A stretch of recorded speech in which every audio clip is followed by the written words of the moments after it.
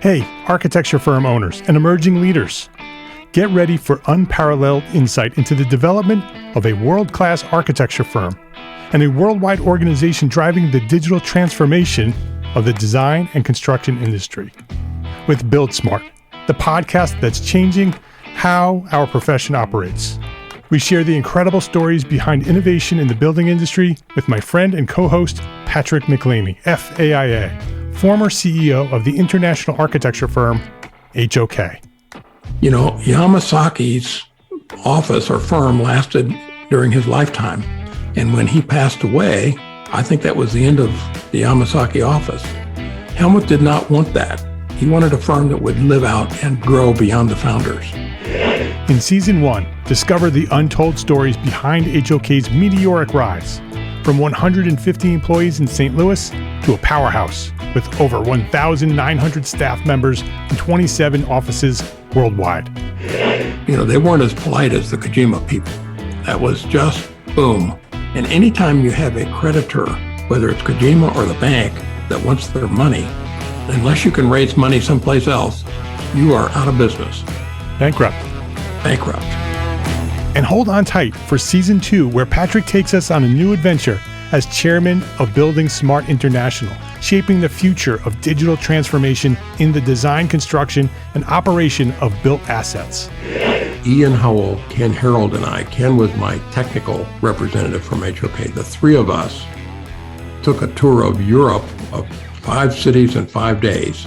Very busy time.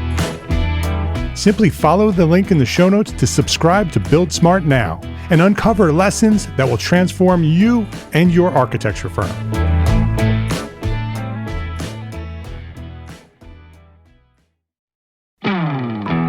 Hey, architecture firm owners and emerging leaders. Get ready for unparalleled insight into the development of a world-class architecture firm and a worldwide organization driving the digital transformation of the design and construction industry. With Build Smart, the podcast that's changing how our profession operates. We share the incredible stories behind innovation in the building industry with my friend and co-host, Patrick McLeamy, FAIA, former CEO of the international architecture firm, HOK. You know, Yamasaki's office or firm lasted during his lifetime. And when he passed away, I think that was the end of the Yamasaki office. Helmut did not want that. He wanted a firm that would live out and grow beyond the founders.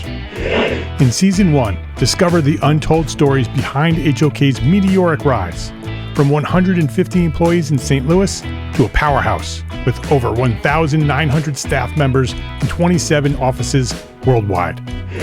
You know, they weren't as polite as the Kojima people. That was just boom. And anytime you have a creditor, whether it's Kojima or the bank, that wants their money, unless you can raise money someplace else, you are out of business. Bankrupt. And hold on tight for Season 2, where Patrick takes us on a new adventure as chairman of Building Smart International, shaping the future of digital transformation in the design, construction, and operation of built assets. Ian Howell, Ken Harold, and I, Ken was my technical representative from HOK. The three of us took a tour of Europe of 5 cities in 5 days. Very busy time.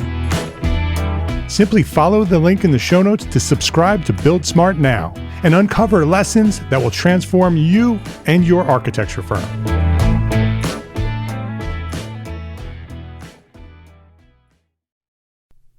ArchiCAD is the official BIM software of the EntreArchitect community.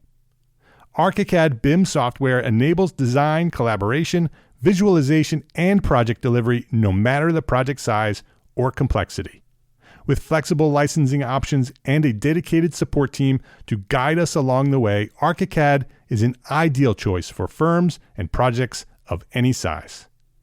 I encourage you to reach out and talk to the folks at Graphisoft by visiting our own dedicated webpage at graphisoft.com/us/EntreArchitect. There's even an exclusive special offer waiting for our EntreArchitect community. Go now to graphisoft.com/us/EntreArchitect and see how Graphisoft is positioned to help make your architecture firm a success. That's graphisoft.com/us/EntreArchitect. EA492.com/EntreArchitect.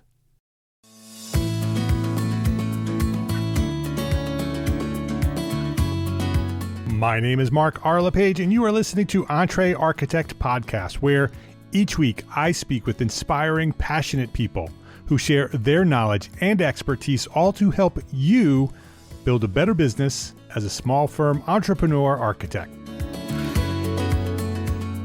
Todd Henry, welcome to EntreArchitect Podcast. Mark, it's so great to be here. Thanks for the kind invitation. Oh, I am so excited to have you here, Todd. Todd teaches leaders and organizations how to establish practices that lead to everyday brilliance. Todd Henry. He's the author of 6 books: The Accidental Creative, Die Empty, Louder Than Words, Herding Tigers, The Motivation Code, and his latest book released this past September, Daily Creative, Find Your Inspiration to Spark Creative Energy and Fight Burnout. So Todd's been podcasting at the Accidental Creative podcast since 2005. And in the early days of the Entrepreneur Architect blog, very early on, before 2005, I started listening to podcasts. And the Entrepreneur Architect blog was the predecessor to EntreArchitect.com, and everything that followed, including the podcast that you're listening to right now. Todd was an inspiration for me back then. His thoughts on creativity and how creative professionals can be more impactful with the work that they do, and his willingness to share his knowledge with the world through his books, through podcasting, through speaking. He was most certainly one of the seeds that planted in my mind back then as I launched the EntreArchitect platform back in 2012. So Todd, I am so excited to have you here on the podcast. This is full circle. All these years later, you were one of those podcasters that I listened to when I first discovered podcasting, traveling back and forth to vacations or going back and forth to different places. Wherever I was traveling, I was listening to podcasts, and your voice was one of those voices I heard back then. And so I'm excited to have you here with me today. Well, that's so very kind. And that's very kind of you to say that, and also very gratifying, because I make the podcast, and I've always made the podcast for practitioners, for people who are out in the world doing things, making things, not just theoreticians, but people who are actually out, trying to create value for people. And you're certainly one of those people. So that's very gratifying to hear that you found it useful.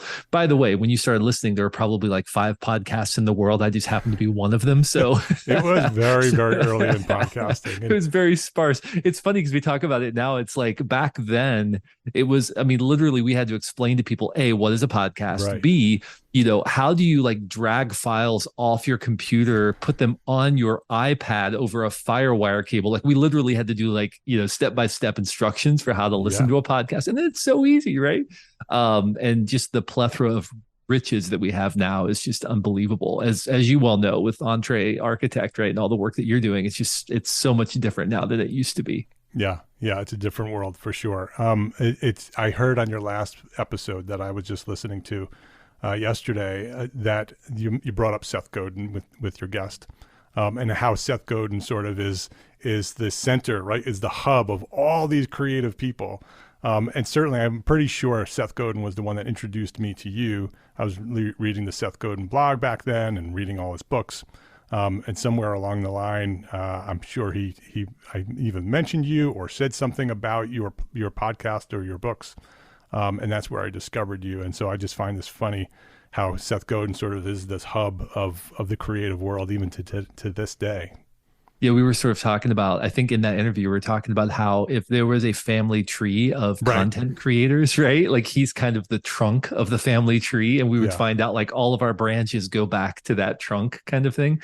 And then, for him, he would say, well, no, I'm a branch and I go back to Zig Ziglar, or I go back to, he would say something like that. But it's really fun. That's a great example of when you consistently put work into the world for the benefit of other people, you have no idea where that work's going to go. You have no idea how it's going to impact others. And so that, again, that just sort of puts that urgency and diligence on how you approach your work every day, because your work matters. Even little things that you do consistently every single day, small conversations you have, if you're a business owner, right? Small conversations you have to build into people on your team, how you structure your time and your focus every single day, the disciplines you have around that, all of those things are part of that body of work, and they all matter because you have no idea what the end result of that is going to be, where that value is going to land, and how it's going to impact other people.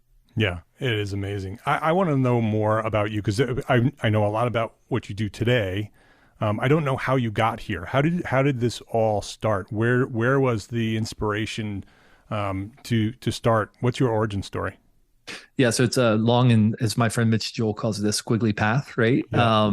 Careers only make sense in reverse. They never make sense when looking forward. So I studied marketing in school, and like any good marketing major, I did a tour of duty in the music business as a performer, actually. And this is something I partially paid my way through college performing music. And I thought, hey, I'm 21 years old. I've got my degree. Like, if I'm ever going to make a run at this, I might as well try to make a run at it, being a singer-songwriter. So I did that for a number of years and actually had some fun experiences. I got to open for a bunch of really fun acts. I was be a little more vulnerable here, was a country music singer-songwriter, so was playing kind of like West Coast Bakersfield, sort of like honky tonk country, which was really fun. Yeah. I'm a big country music fan, so you're home here. Oh, that's great. That's great. Yeah. So like, think like Dwight Yoakam, the Mavericks, like that kind of stuff is what we're playing. Not, really a home for it on pop, country radio back then. Got to play a bunch of great fun shows, open for a bunch of people. But as most of these stories go, I met a girl, and she convinced me that music business, gainful employment, and marrying an amazing woman, like you can have two of the three, you can't have all three, right? So I chose gainful employment, marrying an amazing woman. And fortunately, with my marketing background, combined with some of the creative background stuff from the music industry, was able to land a job as a creative lead at an organization where there was just this really small team, and ended up in the role of creative director. I'm sort of cut to the chase a little bit. Ended up in the role of creative director over the course of a couple of years. Grew that team significantly. Was really struggling during that time to figure out, how do I keep the team engaged and focused and aligned, and started reaching out to creative directors at some of the other agencies here in town. And they really didn't have great answers for me. I mean, they would just say, well, we just burn through people and bring in a fresh crop, right? There's always a line out the door wanting to work here. And I thought, well, that doesn't really seem right. And so I started, kind of doing some research on what are some best practices for keeping a team of talented people engaged. And I wanted to start a conversation about that. And at the time, really kind of blogging was one way to do that. But there was this new thing called podcasting. And, I had this kind of confluence of my background in audio, so my background with, recording and that kind of thing, combined with my love of like teaching and speaking and that kind of thing.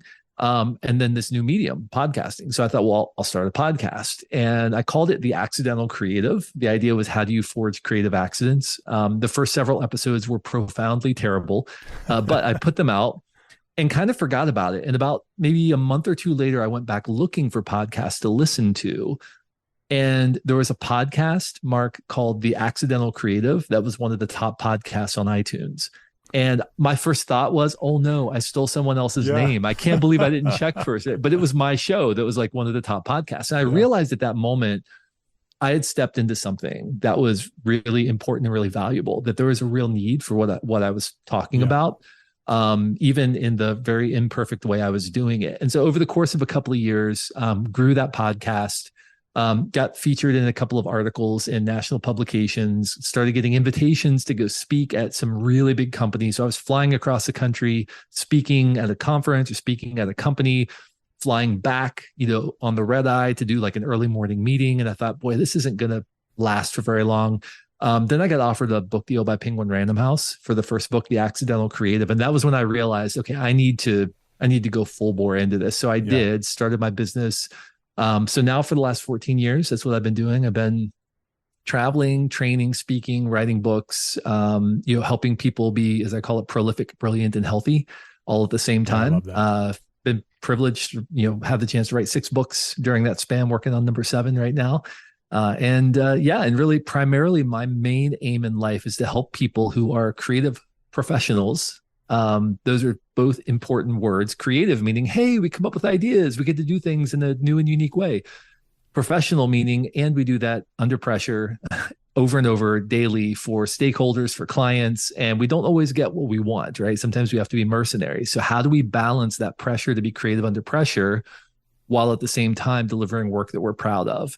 That's primarily where I focused for the last 14 years, and that's what I continue to focus on today. When you talk about the beginning, the Accidental Creative podcast, and you put it out there and didn't expect a whole lot, and all of a sudden it's a top podcast, and then you get articles and speaking gigs and all this stuff happened. Were you doing things to sort of cultivate that, or was it because you were so early and it was so successful right off the bat, you got noticed and things sort of came to you? So I would say it was a combination of both, but primarily the latter, meaning I was in a medium pretty early on where there weren't a lot of competing voices. There were some, but there weren't a lot of competing voices. And also it was the confluence of something I was really good at, something I was really passionate about, and something that was kind of still difficult to do, to the point where not a lot of people were trying to do it, weren't trying to start a podcast. Right. Yep. And so I was able to really kind of capture attention early on. And so many of those people still listen to the show today, which is crazy. I'll get emails from people saying, I started listening to you in 2006 or whatever. Yeah. And it's kind of cool. Here we are, 16 years later, people are still listening to the show.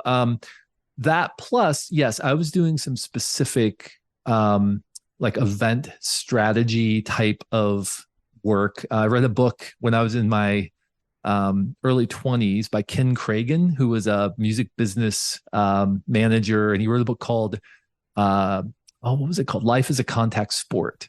And ironically, this book was so influential on me and helped me with my music business stuff. But what's so strange is that Adrian Zackheim was the editor on that book, and Adrian was the editor who signed me to my book deal at Penguin Random House in 2009. Wow. But so how bizarre, like 13 years later, right? Which is crazy. But in the book, he talks about how it's not enough to just have a noteworthy product or a really, talented performer or whatever. You have to structure events to get people's attention. And so what I did is I would cluster interviews. I know right now every podcast is an interview podcast, but back then podcasts were mostly just people rambling into a microphone talking about what they were noticing in the world. Like, wow, did you see that game last night? Let me give you my thoughts, right? Right. Yeah. So I started interviewing people on Skype in 2007. So I had Stephen Pressfield and Seth Godin and David Allen and like all these people, started interviewing them on the show and really promoting them. And people were like, this is cool. It's like talk radio, only it's, like I can listen to it whenever I want. So that was kind of a really fun thing. And what I would do is wait for some big media hit to happen. And then I would do those interviews. I would use that to get the interview. And then I would use both of those to get the attention of people. So it was kind of just a way of kind of like stacking success up on success. So that was kind of in the early days, that was kind of how I got people's attention was doing that. This is before Facebook. This is before Twitter. Right, this is right. before pre-social media. Yeah.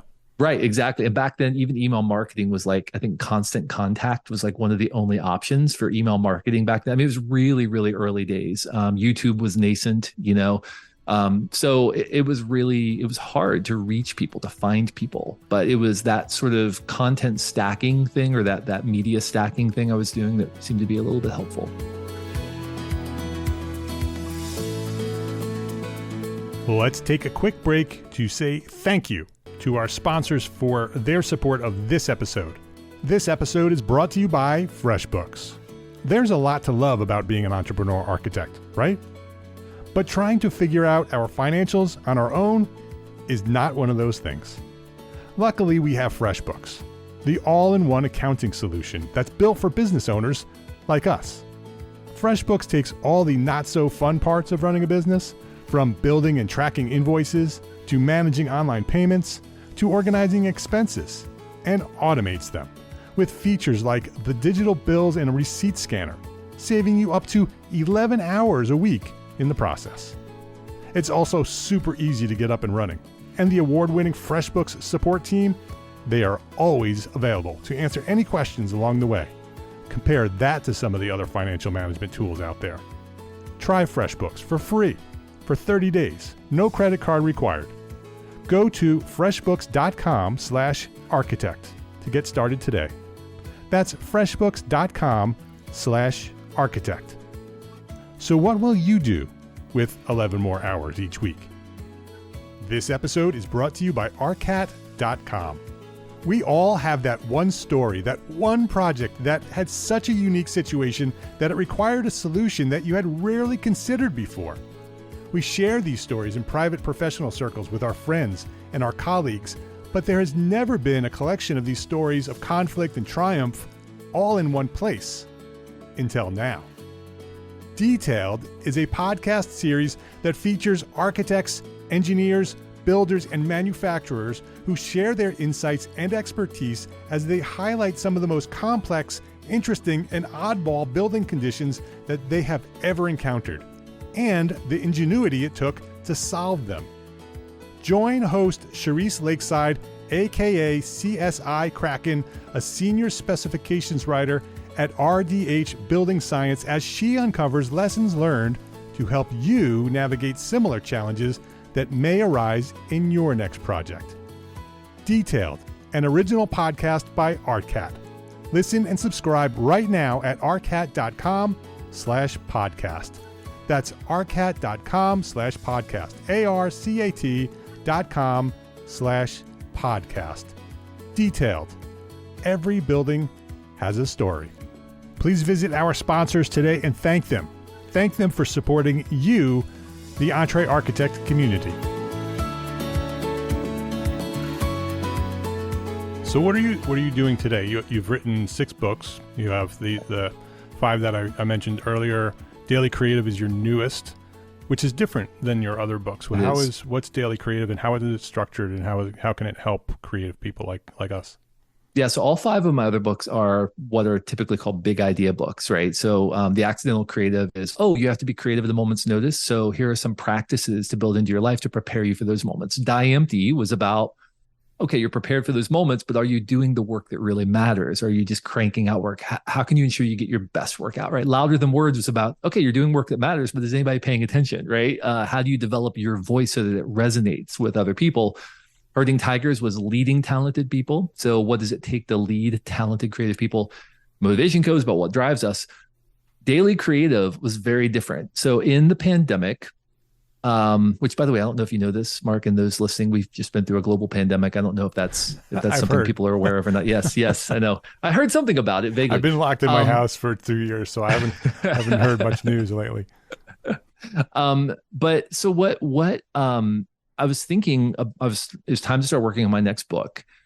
And I just kept hearing from people that I was meeting with virtually, teams and leaders, that they felt like they were drowning, we're trying to do work. We're struggling just to kind of get by. We're trying to navigate not just getting the work done, but also these new ways of working and collaborating. And what does culture even look like now that we're, in this kind of virtual space? And I started thinking, the last thing you want to do when somebody's drowning is toss them a 300-page manual about how to swim better, right? No, you just want to give them short, quick instructions to help them calibrate and get back in the boat. And so that's what I did. I wrote a daily reader for creative professionals. It's 366 daily essays with a short prompt. And it really draws from a lot of the best stuff that I've written in my other books, and a lot of new stuff as well. But it's really designed just to be kind of like a quick calibrating thought every day that helps you either develop your mindset or build a practice or have a conversation or do something that's going to make you better. So for example, for your audience, people who are maybe leading architecture firms, you have all these pressures where you have to not only make sure the work is good, right? Because that's the primary output of your organization. So if you're not doing good work, you're not going to keep your client base for very long. But also you have all these other pressures of maybe you didn't intend to manage people, but now you have employees that you have to manage. And that leads to its own set of complexities. Or you have all of these business pressures. You have to be thinking not just about how you do the work of the business, but where's the business going? What's my vision for this? And where's it going to go? And how do I get people on the same page? So a lot of the practices in Daily Creative are designed for things like having those strategic conversations about vision with your team. So have you had this conversation with your team recently? Or, for example, there's one entry that's about what I call ghost rules. These are invisible narratives that creep up in organizations. Things like, well, that'll never work around here. Or so-and-so will never go for that. Or the client will never go for that. Or this never works, right? These are invisible narratives that can easily creep into our organizational ethos and begin to limit where we're willing to look for ideas. So we have to challenge that pretty consistently. Have you heard any ghost rules lately? Is there anything that you need to, call out in front of the team and say, hey, I know we've been saying this lately and I don't think it's actually true. Let's challenge that assumption and see if there's maybe some value on the other side of it. So it's kind of things like that, just little things, but very effective things that we can do routinely to help us be better leaders and better creative professionals. Yeah, I would say that all of your books, all of the first 5, is the portfolio that architects should be reading, right? All from one, 2, 3, 4, 5, all of them are things that we struggle with. And having sort of a daily, almost a daily directive, right? That this is something that we can do to move ourselves forward creatively is such a great idea. And they're quick, right? They're short and focused, inspiring quick little clips that we can, check every morning and use it to structure our day. Such a good idea. I wanted to just read the excerpt from Amazon. When I was looking at the excerpt, it says, the pressure we feel to continually create value with our minds can cause tremendous stress and eventually neutralize our ability to be effective in our role long term. The Daily Creative is a daily reader for busy professionals, creative and otherwise, designed to help you gain focus for your day and advance toward your goals. Architects are struggling. Much like the rest of our society are struggling. Architects, our community of architects, small firm business owners, are very much feeling that pressure that you mentioned there. Is there something very specific that they could be doing to, take away from this conversation to help sort of alleviate some of that pressure on a daily basis? Yeah, so I'll give you a very simple framework. This is the framework from the book, The Accidental Creative. I teach it all over the world. Perfect. To busy professionals. And it spells the word fresh, F-R-E-S-H, to make it easy to remember. The first is focus. I encourage everyone listening to sit down each day and ask, what are the specific problems that I need to solve today? Not what projects am I working on, because projects are conceptual constructs. They're groups of problems. That's all projects are. But projects, when we talk about projects, it's easy to get misaligned. You talk about a project, I talk about a project. We might mean very different things when we're talking about that project. So if we very specifically talk about problems that we're solving, then we're on the same page. We can have a meaningful conversation. So what are the problems today that I need to solve? Because that's what creativity is. It's problem solving. Right. That's a very simple, it's one of many practices related to focus that we can build in. The second is relationships. We do not work in isolation, even though a lot of creative work has to be done in isolation, meaning my creative work has to be done typically on my own. I'm doing the thought, I'm putting the effort into it. We need others in order to see our work effectively. So do you have people in your life? Do you have someone in your life who you meet with routinely to talk about what you're working on? You can bounce issues off of that especially for those who lead firms, leadership is only lonely if you're doing it wrong, right? People say leadership is lonely. Well, it's only lonely if you're doing it wrong. It doesn't have to be lonely. People choose to make it lonely.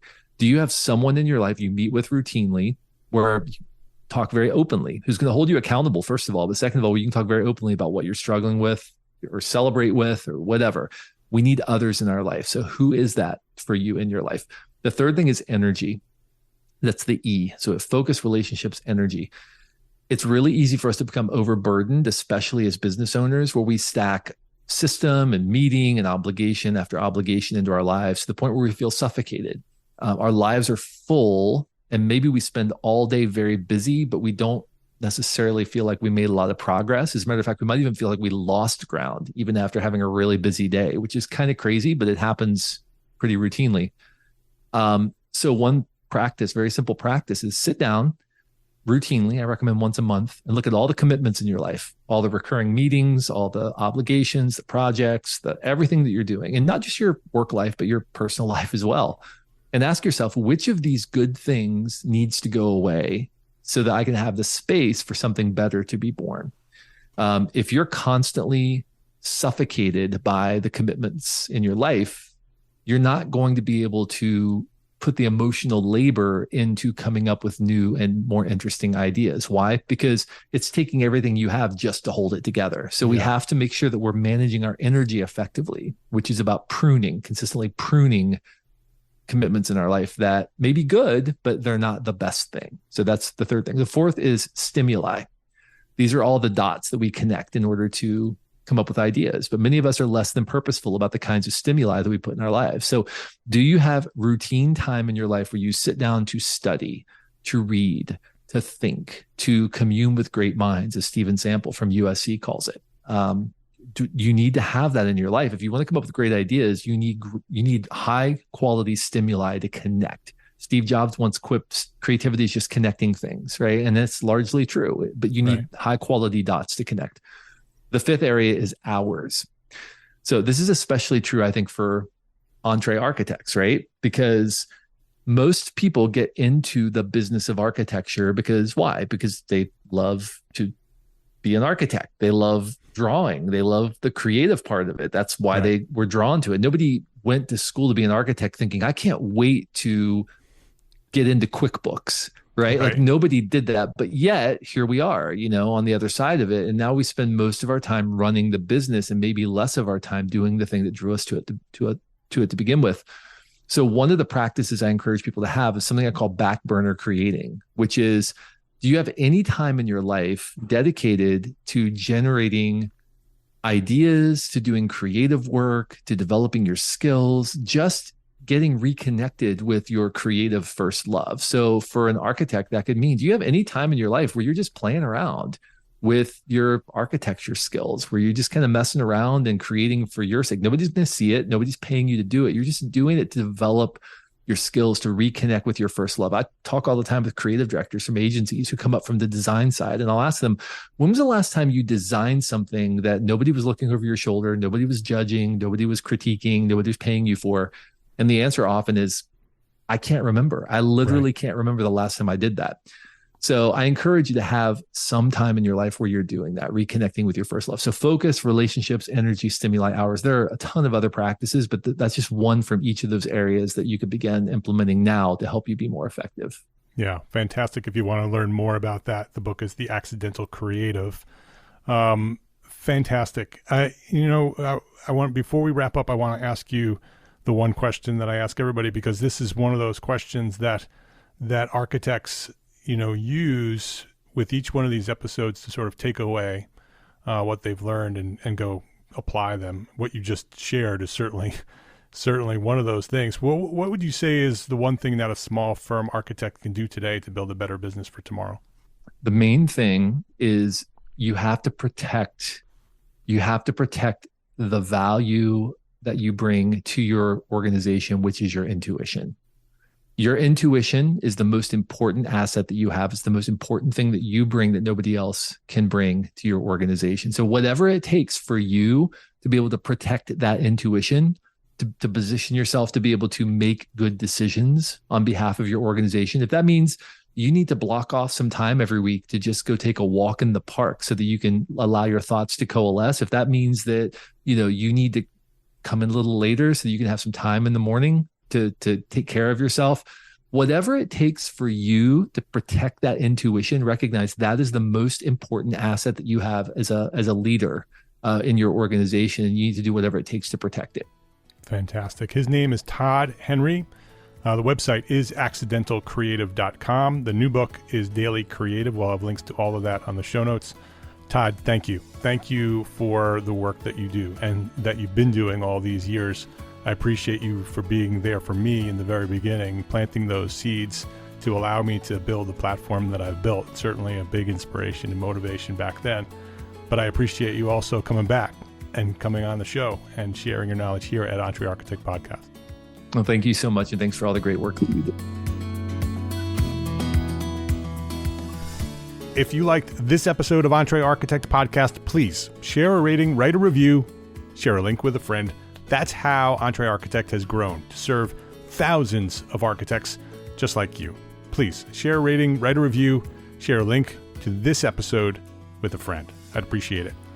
Links to all our sponsors and all the resources we discussed today are available at the show notes for for this episode found at EntreArchitect.com/podcast. EntreArchitect is a member of the Gable Media Podcast Network. It's the network dedicated to architects, engineers, and construction pros. Listen and subscribe to all the shows at Gable Media at gablemedia.com. That's GABL media.com. Go check it out. We have, I think, 13 podcasts over there now. gablemedia.com. And before we wrap up, a special thank you to our partners at Graphisoft for helping our community of architects make the transition to BIM with ArchiCAD software. Go now to graphisoft.com/us/EntreArchitect and see how Graphisoft is positioning to help make your architecture firm a success. Visit graphisoft.com/us/EntreArchitect to learn more. Thank you very much for listening to this episode of EntreArchitect Podcast. My name is Mark R. LePage. Love, learn, and go share what you know.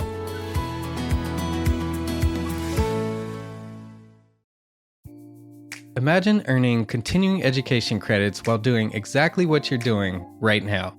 Well, you can. Gable Media has revolutionized the way you earn your continuing education credits with a groundbreaking approach.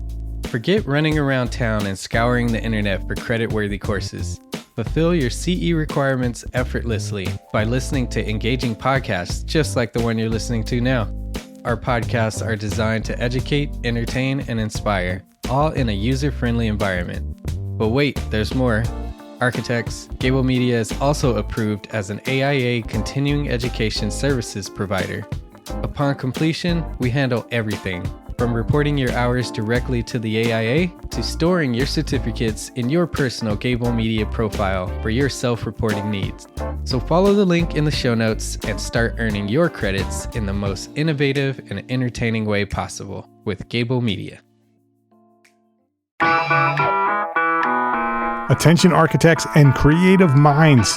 Get ready to supercharge your brand with Build Your Brand, the podcast that's unlocking the secrets of branding success for creatives. Hey there, it's Mark R. LePage, founder of EntreArchitect, and I'm inviting you to join my friend, architect marketing expert Jeff Eccles at Build Your Brand podcast, where he explores the captivating stories of the world's top brands and transforms their lessons into powerful moves for small firm architects and creatives like you. In Season 1, Jeff shares the thrilling tale of Southwest Airlines, where he dissects their journey to the summit and distills it into strategies tailor-made for you. It's important to keep in mind that companies like Southwest compete in the real world, just like you, and face real-world challenges, just like you. You might be surprised at how similar those challenges are to the struggles that you grapple with on a day-to-day basis. Don't miss out on your blueprint for success. Subscribe, tune in, and let's build your brand together. You may have noticed that the very best brands in the world are also known for having somewhat unique corporate cultures. That's often the glue that holds everything together when they encounter those rough spots. We don't do it because it inconveniences the passengers to whom we are primarily dedicated, the short haul, frequent flyer. Follow the link in the show notes to subscribe to Build Your Brand today. Remember, no matter the size, the journey's the same. Your brand's journey to the top starts here.